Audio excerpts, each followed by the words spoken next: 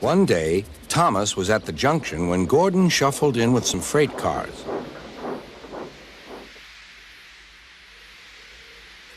Phew, Remarked Thomas. what a funny smell.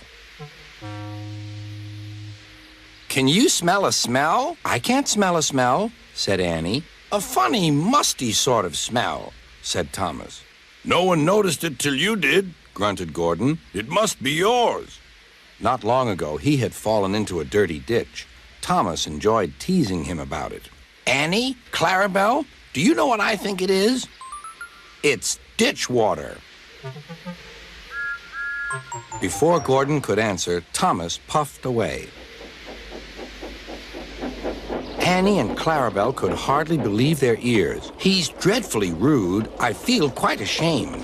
I feel quite ashamed. He's dreadfully rude. And to Thomas they said, "You mustn't be rude. You make us ashamed." But Thomas didn't care a bit.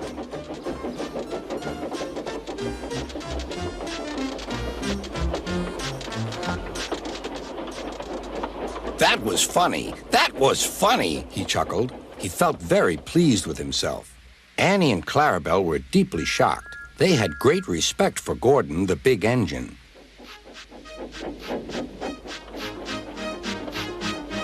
Thomas left the coaches at the station and went off to a mine for some cars.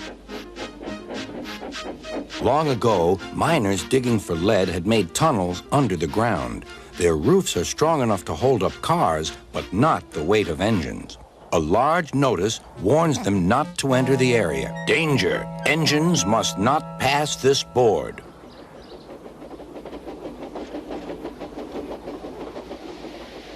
Silly old board, thought Thomas. He had often tried to pass it, but had never succeeded. But this morning he had made a plan.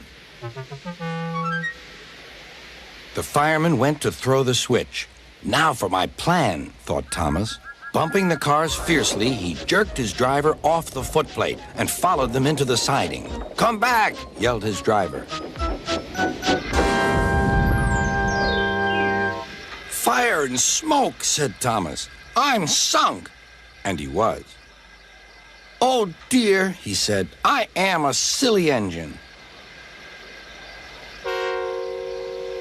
"And a very naughty one, too. I saw you," said Sir Topham Hatt. "Please get me out. I won't do it again." "I'm not sure. We can't lift you out with a crane. The ground's not firm enough. Let me see. I wonder if Gordon could pull you out." "Yes, sir," said Thomas, but he didn't want to meet Gordon just yet. "Down a mine, is he?" laughed Gordon. "What a joke!"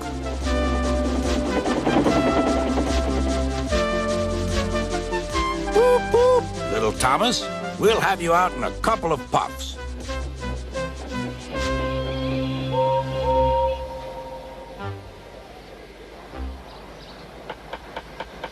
Strong cables were fastened between the two engines.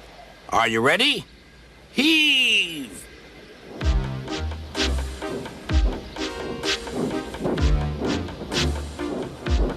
It was a lot harder than they all thought.